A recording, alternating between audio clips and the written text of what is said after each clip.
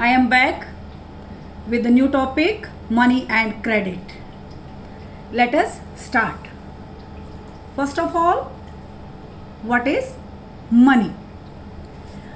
Anything which is used as a medium of exchange, store of value and standard of deferred payments is called money. Money as a medium of exchange. Money acts as an intermediate in the exchange process and therefore it is called a medium of exchange.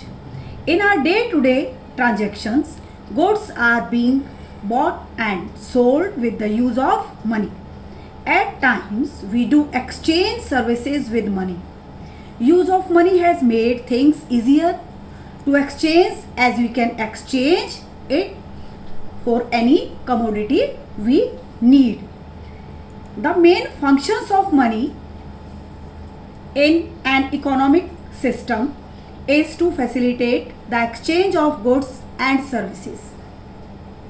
In the earlier times, before the introduction of coins, a variety of objects was used as money.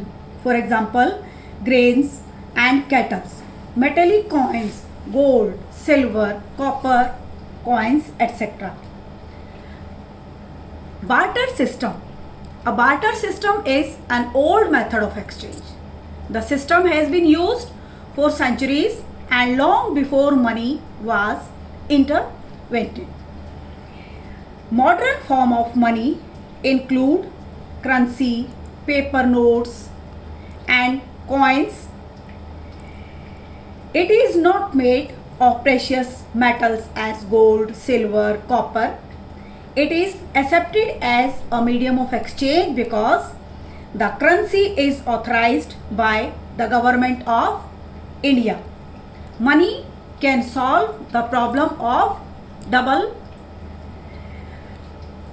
coincidence of wants. In India, the Reserve Bank of India issues note on behalf of the central government. The law legalizes the use of rupee as a medium of payment that cannot be refused in settling transactions in India. People deposit money with the bank and banks accept the deposits and also pay an amount of interest on the deposits. It offers a facility.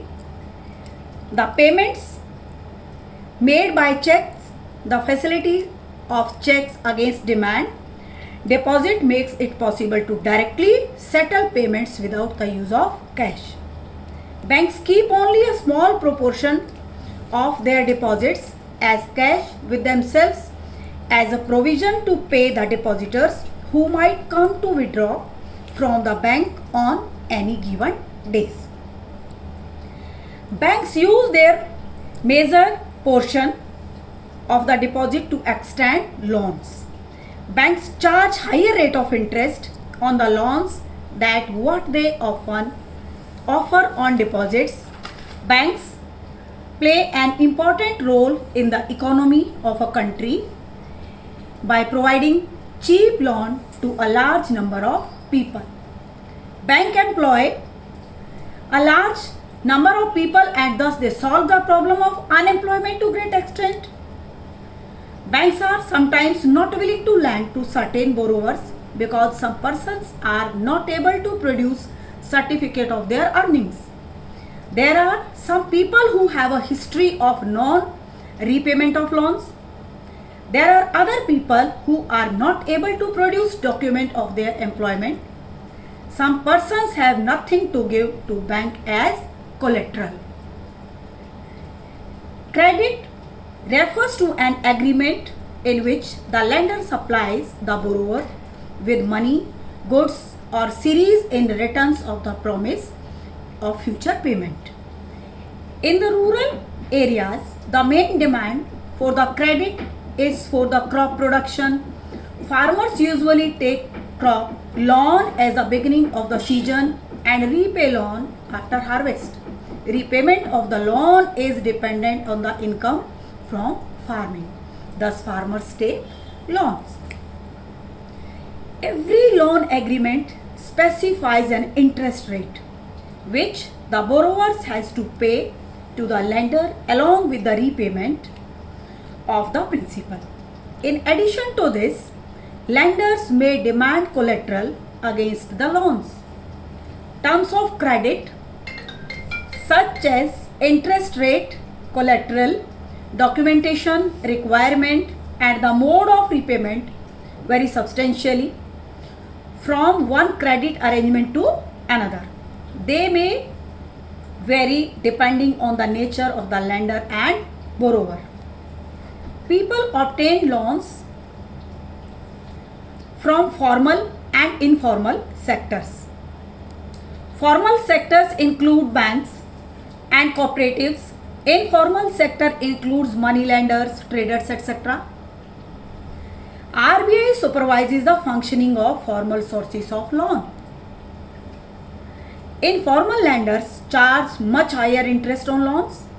So banks and cooperatives need to lend more and expand formal sources of credit in India. Cheap and affordable credit is important for the country's development. It is important that the formal credit is distributed more equally so that the poor can benefit from the cheaper loan. Self-help groups for the poor are very beneficial. What are these self-help groups? Self-help groups helps to reduce the functioning of informal sectors of credit. They are becoming popular because they help borrowers overcome the problems of lack of collateral. They also provide a platform to discuss and act on a variety of social issues like health, domestic violence, etc. Self-help groups are very beneficial in rural areas as well as in urban areas for poor. Thank you and stay safe.